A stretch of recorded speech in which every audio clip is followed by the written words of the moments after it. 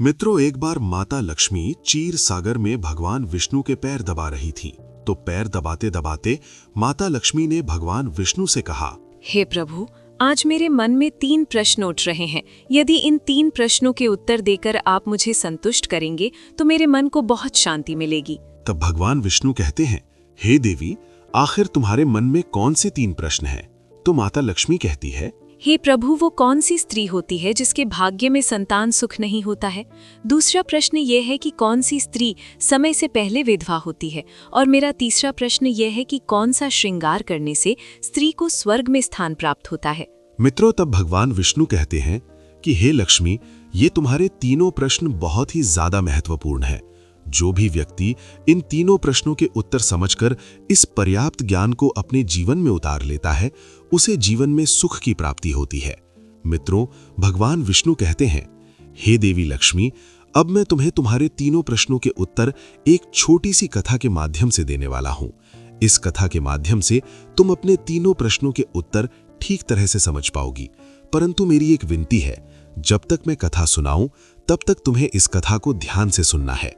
तो माता लक्ष्मी कहने लगी, हे प्रभु, मैं आपको वचन देती हूँ कि इस कथा को मैं पूरे मन और लगन से सुनूंगी। आप कृपया कर उस कथा को आरंभ करें। तो मित्रों, आप सभी से एक विनती है कि आप भी इस कथा को पूरा जरूर सुनें, क्योंकि अधूरा ज्ञान मनुष्य को अंधकार की ओर ले जाता है। कथा शुरू करने से पहले कमेंट में जय मां लक्ष्मी और जय श्री हरि विष्णु अवश्य लिखें। तो चलिए आरंभ करते हैं। प्रिय मित्रों, भगवान विष्णु कहते हैं, हे लक्ष्मी, किसी राज्य में एक छोटा सा नगर था। उस नगर में एक सेठ रहता था। उस सेठ के 2 बेटे थे और सेठ के बेटों की शादी भी हो चुकी थी। सेठ की पत्नी और सेठ के बड़े बेटे दोनों का ही स्वभाव दुष्ट प्रवृत्ति का था। इसलिए सेठ की पत्नी अपने बड़े बेटे की पत्नी से बहुत ही ज्यादा प्यार करती थी, मगर छोटे बेटे की पत्नी जो थी वो बड़े ही अच्छे स्वभाव की थी और वो एक पतिव्रता स्त्री भी थी और पूरे घर का सारा कामकाज भी वो अकेले ही करती थी। इतना कुछ होने पर भी सेठ की पत्नी और बड़े बेटे की पत्नी छोटी बहू का हमेशा ही अपमान करती रहती थी। मित्रों, भगवान विष्णु कहते हैं, हे लक्ष्मी, सेठ के बड़े बेटे की बहू को एक बेटा था और छोटी बहू को एक पुत्री थी। सेठ की पत्नी हमेशा पुत्र को लेकर छोटी बहू को ताना मारती रहती थी, लेकिन वो क्या कर सकती थी? वो हमेशा उनके ताने सुनती रहती थी। मित्रों, तब भगवान विष्णु कहते हैं, हे लक्ष्मी, अब मैं तुम्हें छोटी बहू की कहानी अच्छे से समझाता हूं। इस कहानी से तुम्हें तुम्हारे पहले प्रश्न का उत्तर प्राप्त होगा। तुम्हारा पहला प्रश्न था कि कौन सी स्त्री के भाग्य में पुत्र की प्राप्ति नहीं होती है। तब भगवान विष्णु कहते हैं कि हे देवी, उस सेठ की जो पत्नी थी वो पहले से ही बड़े ही दुष्ट स्वभाव की थी। उसके कुटिल स्वभाव से सभी घरवाले बहुत ही ज्यादा परेशान थे, परंतु अपनी सीधी साधी छोटी बहू को वो कुछ ज्यादा ही परेशान करती रहती थी। उसको सताने में उसको बहुत ही ज्यादा आनंद आता था। सेठ के छोटे बेटे की पत्नी का नाम सुकन्या था। बेचारी सुकन्या सुबह जल्दी उठकर के अपने कामकाज में जुट जाती थी। इतना करने पर भी सेठ की पत्नी की निगाहों में सुकन्या हमेशा खटकती रहती थी। एक दिन की बात है, सुकन्या घर में झाड़ू लगा रही थी तो सेठ की पत्नी बोली, तेरे हाथ में जान नहीं है, तू जल्दी जल्दी झाड़ू लगा। मैं मंदिर जा रही हूँ, मेरे लौट कर आने से पहले तू भोजन बनाकर तैयार रखना और आते ही मैं उस भोजन को ग्रहण करूंगी। और सुन, अन्न का एक दाना भी बर्बाद ना हो पाए। बेचारी सुकन्या करती भी तो क्या, वो अपनी सास की बातों को सुनती रही। तब घर की सफाई करने के बाद सुकन्या खाना बनाने में लग गई। खाना बनाते समय वो मन में सोच रही थी कि मैं इतना काम करने के बाद भी एक पल के लिए चैन की सांस नहीं ले पाती हूँ और मेरी सास हर समय मेरे काम में कोई ना कोई गलती निकालती रहती है। सुकन्या ये सब सोच ही रही थी, इतने में दरवाजा खटखटाने की आवाज आई। तो सुकन्या ने सोचा कि अभी तो भोजन तैयार ही हुआ है, लगता है मेरी सासू माँ आज जल्दी ही लौट आई हैं। जब सुकन्या ने दरवाजा खोला तो उसने देखा कि बाहर दरवाजे पर एक सन्यासी महात्मा खड़े हैं। मित्रों, वो साधु महाराज सुकन्या से कहता है कि बेटी, तेरा सुहाग अमर रहे, बाबा को कुछ भोजन करा दे, मुझे बड़ी तेजी से भूख लग रही है। मित्रों, भगवान विष्णु कहते हैं कि हे लक्ष्मी, सुकन्या बहुत सुशील और संस्कारी थी। उसने सोचा कि साधु महाराज को भोजन करा तो दूं, परंतु यदि मेरी सास आ गई तो मेरी खैर नहीं। फिर कुछ देर सोच विचार करने के बाद में उसने सन्यासी को भोजन करने के लिए अंदर आने को कहा। और उसी समय सुकन्या के मन में विचार आया कि सास से डरना कैसा, यदि मेरी सास आ भी जाएगी और मुझसे कुछ कहेगी तो मैं उनसे कह दूंगी कि मैं अपने हिस्से का भोजन इन महात्मा को दे रही हूँ। भगवान विष्णु कहते हैं कि हे लक्ष्मी, फिर ऐसा सोच करके सुकन्या साधु को अंदर ले गई और अतिथि धर्म का पालन करते हुए उस साधु को भोजन कराने लगी। अभी साधु भोजन कर ही रहा था कि सुकन्या की सास आ गई और फिर साधु को घर के अंदर बैठा भोजन करते देख करके उसका गुस्सा सातवें आसमान पर जा चढ़ा और एकदम से साधु महाराज से कहने लगी, यहाँ पर क्या किसी प्रकार का भंडारा या दावत नहीं चल रही है जो तू राह चलते भिखमंगों को घर में बिठाकर भोजन खिला रही हो? सुकन्या ने अपनी सास को रोकने की बहुत कोशिश की, परंतु उस दुष्ट स्त्री ने सन्यासी को धक्के मारकर घर से बाहर निकाल दिया और उसका खाना उठाकर फेंक दिया। अब उसका क्रोध सुकन्या पर टूटा और कहने लगी, अरे दुष्ट औरत, मैंने तुझे कहा था कि अन्न का एक दाना भी बर्बाद नहीं होना चाहिए, लेकिन तूने क्या किया? उस भिखमंगे को इतना सारा भोजन दे दिया। मित्रों, भगवान विष्णु कहते हैं, हे लक्ष्मी। सुकन्या डरती हुई बोली, सासू माँ, मैंने सन्यासी को अपने हिस्से का भोजन दिया है, इसमें आखिर इतना गुस्सा होने की क्या बात है? द्वार पर आए अतिथियों को कभी खाली हाथ नहीं भेजते हैं, ऐसा शास्त्र कहते हैं। भगवान विष्णु कहते हैं, इस प्रकार काफी देर तक सास बहू की तकरार चलती रही। अंत में उस कुटिल सास ने सुकन्या को भी धक्के मारकर घर से निकाल दिया। अब वो बेचारी रोती हुई घर का दरवाजा पीटती रह गई, परंतु उसकी सास पत्थर जैसी बन गई, उसका दिल नहीं पसीजा। अब सुकन्या के पास में एक ही रास्ता बचा था कि वो अपने मायके में लौट जाए। मित्रों, भगवान विष्णु कहते हैं, हे लक्ष्मी, इस प्रकार सुकन्या दुखी होकर के अपने मायके के लिए निकल गई और बीच रास्ते में एक घना जंगल भी पड़ता था। सुकन्या भूख प्यास से तड़पती हुई अपने मायके के लिए चली जा रही थी। तभी अचानक जोरों से बादल गरजे और मूसलाधार बारिश शुरू हो गई। भगवान विष्णु कहते हैं, बारिश से बचने के लिए सुकन्या ने एक पेड़ की शरण ली, लेकिन वर्षा का वेग इतना तेज था कि बचना मुश्किल हो गया था। अब उसी पेड़ की जड़ में एक खोकर बना था। सुकन्या ये सोचकर उसमें घुस गई कि बारिश रुकने के बाद में वो बाहर निकल आएगी और जब तक वर्षा हो रही है वो खोकर के अंदर बारिश से अपनी सुरक्षा कर सकती है। मित्रों, भगवान विष्णु कहते हैं, हे लक्ष्मी, जब सुकन्या उस पेड़ के खोकर में घुसी तो उस खोकर के अंदर उसे एक साधु मिले। फिर साधु ने कहा, बेटी, रोना बंद करो।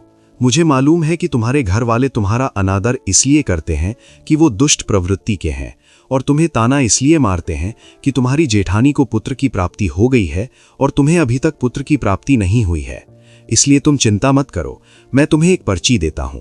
इस पर्ची में जो उपाय लिखा है उसे पूरी निष्ठा से करना और फिर तुम्हें एक गुणवान पुत्र की प्राप्ति होगी।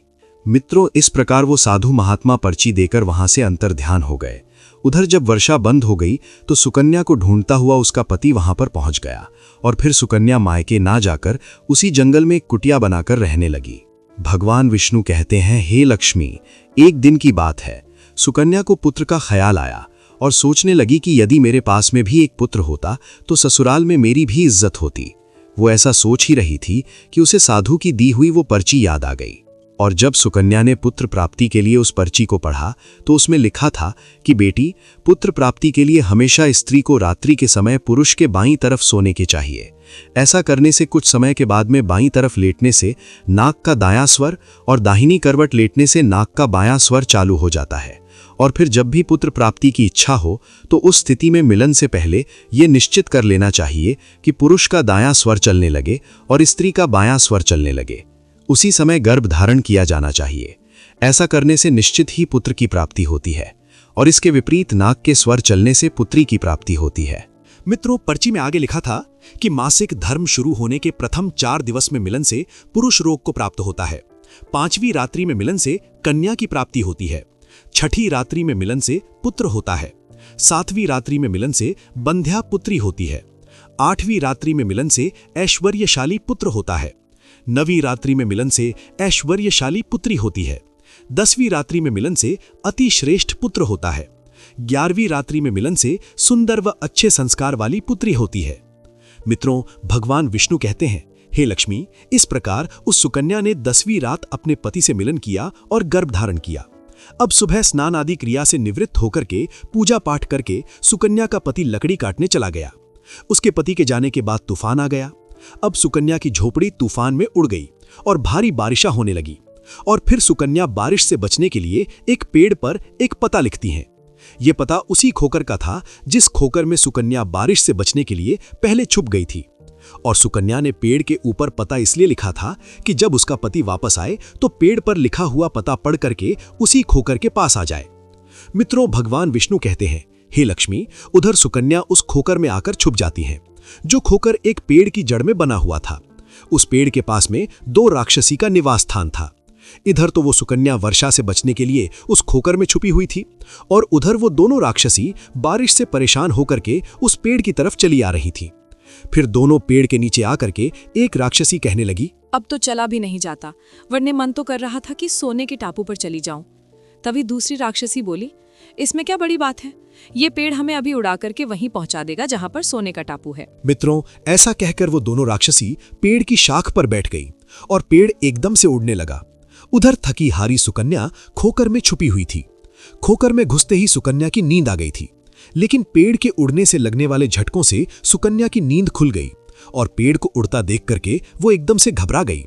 मित्रों, जब सुकन्या ने खोकर से बाहर देखा तो पेड़ की डाल पर 2 राक्षसी बैठी थी। अंततः सुकन्या ने परिस्थिति के साथ समझौता किया और सोचा कि जो होगा अच्छा ही होगा। फिर कुछ देर की उड़ान के बाद में वो पेड़ एक सोने के टापू पर पहुंच करके उतर गया। उधर दोनों राक्षसी को भूख लग रही थी, इसलिए वो दोनों शिकार की तलाश में निकल गईं।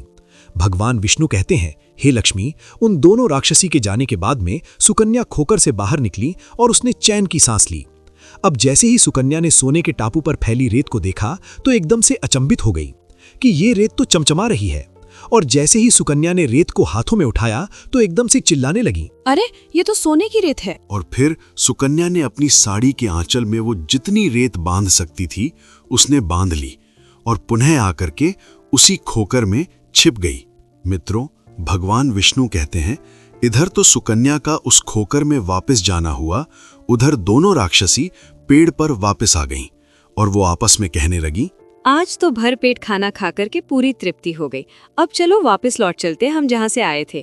और फिर इस प्रकार थोड़ी देर में वो पेड़ उड़ करके उसी स्थान पर पहुंच गया जहां से वो पेड़ उड़ करके गया था। भगवान विष्णु कहते हैं, हे लक्ष्मी, सुकन्या तब तक उसी खोकर में छुपी रही जब तक किसी कार्यवश वो राक्षसी उस पेड़ से चली नहीं गई, और जैसे ही वो दोनों उस पेड़ से चली गईं, वैसे ही सुकन्या सोने की रेत लेकर करके उस खोकर से बाहर आ गई और मन में सोचने लगी कि इतना सारा सोने को देख करके मेरी सासू माँ खुश हो जाएगी और अब मैं अपने ससुराल वापस जाऊंगी और अपनी सासू माँ को इतना सारा सोना दूंगी, फिर वो मुझसे कभी भी नफरत नहीं करेगी और मुझसे प्यार करने लगेगी। भगवान विष्णु कहते हैं, हे लक्ष्मी, इधर तो सुकन्या ऐसा सोच रही थी, तब तक सुकन्या का पति सुकन्या को ढूंढता हुआ उसी खोकर की तरफ आ जाता है और सुकन्या अपने पति को सारी बात बताती है और अपने पति के साथ वापस अपने ससुराल पहुंच करके अपनी सासू माँ से कहती है, देखो सासू माँ, मैं आपके लिए क्या लाई हूँ। और ऐसा कह करके वो सारा सोना अपनी सास को देती है और उसे सोना कैसे प्राप्त हुआ वो सारी घटना भी अपनी सास को बता देती है। भगवान विष्णु कहते हैं, सोना लेने के बाद में सुकन्या की सास एकदम से क्रोधित होकर के बोली, अरे मूर्ख औरत, तू बस इतना ही सोना लेकर आ गई, इतने सोने से क्या होगा, मैं होती तो बहुत सारा सोना लेकर आती। फिर अपनी सास की बात सुन करके सुकन्या कहने लगी, माँ जी, हमारी 3-4 पीढ़ियों के लिए इतना सोना काफी है। तो सास कहने लगी, अरे मूर्ख, सोना भी काफी होता है, सोना जितना हो उतना ही कम है। अब देख, मैं जाऊंगी और कितना सोना लेकर आती हूँ। भगवान विष्णु कहते हैं, हे लक्ष्मी, सुकन्या ने अपनी सास को बहुत समझाया, परंतु उस लालची दुष्ट स्त्री के समझ में एक भी बात नहीं आई।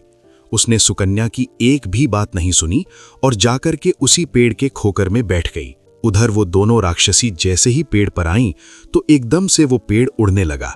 इधर तो पेड़ उड़ता हुआ जा रहा था, उधर सुकन्या की सास मन ही मन में बहुत खुश हो रही थी कि आज मैं बहुत सारा सोना एक साथ भर कर लाऊंगी।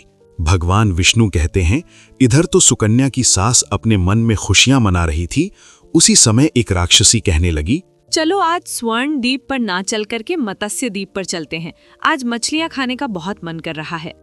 और फिर जैसे ही राक्षसी ने मछली खाने का मन बनाया, वैसे ही वो पेड़ मत्स्य द्वीप की तरफ उड़ चला। भगवान विष्णु कहते हैं, हे लक्ष्मी, इस प्रकार राक्षसी की बात सुनकर के खोखर में बैठी वो लालची स्त्री स्वयं पर संयम नहीं रख सकी और एकदम से बोल पड़ी, अरे तुम सोने के टापू क्यों नहीं जा रही हो? मत्स्य द्वीप मत जाओ, सोने के टापू पर चलो। अब जैसे ही उस लालची स्त्री की इतनी आवाज दी तो राक्षसी बोली, इसमें कोई जरूर छिपा बैठा है। और उन्होंने एकदम से जैसे ही खोखर में प्रवेश किया और फिर जैसे ही उन दोनों राक्षसी ने लालची स्त्री को देखा तो एकदम से उसे उठाकर के पेड़ से नीचे फेंक दिया और समुद्र में गिरते ही उस लालची स्त्री की मौत हो गई। अब जैसे ही सूचना उसके घर वालों को मिलती है तो उस स्त्री का पति यानी सुकन्या का ससुर सुकन्या के पास जाता है और उससे कहते हैं, बेटी, मैं तो उसे पहले से ही समझाता था कि तू ऐसा काम मत कर, कभी भी किसी को लालच नहीं करना चाहिए और बहुएं बेटी की तरह होती हैं, उनको प्यार देना चाहिए। मगर उसने मेरी एक भी बात नहीं मानी और उसे उसके कर्मों का फल आज मिल गया। भगवान विष्णु कहते हैं, हे लक्ष्मी, उधर सुकन्या अपने पति के साथ में सुखपूर्वक जीवन यापन करने लगी। फिर कुछ समय गुजरने के बाद में सुकन्या को एक गुणवान पुत्र की प्राप्ति हुई और पुत्र की प्राप्ति के बाद सुकन्या की खुशी का ठिकाना नहीं रहा और वो भगवान का शुक्रिया करने लगी। उधर सेठ के बड़े बेटे की बहू, जो हमेशा सुकन्या को पुत्र को लेकर ताने मारती रहती थी, जब सुकन्या को पुत्र की प्राप्ति हो गई और उसे धन भी प्राप्त हो गया, उधर सेठ के बड़े बेटे और बहू के दिन गरीबी में गुजरने लगे तो सेठ की बड़ी बहू जाकर के सुकन्या के आगे हाथ जोड़ करके अपनी गलती के लिए माफी मांगने लगती है। सुकन्या एक बहुत ही दयावान स्त्री थी और बहुत ही मधुर संबंध वाली स्त्री थी, इसलिए वो अपनी जेठानी को माफ कर देती है और वो जो भी सोना लेकर आई थी उसमें से कुछ सोना वो अपनी जेठानी को भी दे देती है। इस प्रकार वो पूरा परिवार अच्छे से जीवन यापन करने लगता है। भगवान विष्णु कहते हैं, हे लक्ष्मी, तुम्हारा पहला प्रश्न था कि कौन सी स्त्री के भाग्य में पुत्र नहीं होता, तो समझ लो साधु के द्वारा दिए गए पर्चे के विपरीत जो कार्य करते हैं उनके भाग्य में पुत्र योग नहीं होता। हे लक्ष्मी, तुम्हारा दूसरा प्रश्न था कि कौन सा गहना पहनने से स्त्री या पुरुष की दर्दनाक मौत होती है, तो समझ लो वो है लालच रूपी गहना, जो सेठ की पत्नी ने पहना था और खूब सारा सोना लाने के लालच में खोकर घुस गई और राक्षसियों द्वारा नीचे फेंक दिए जाने के कारण सेठ की पत्नी की दर्दनाक मौत हो गई। इसलिए लालच रूपी गहना कभी नहीं पहनना चाहिए।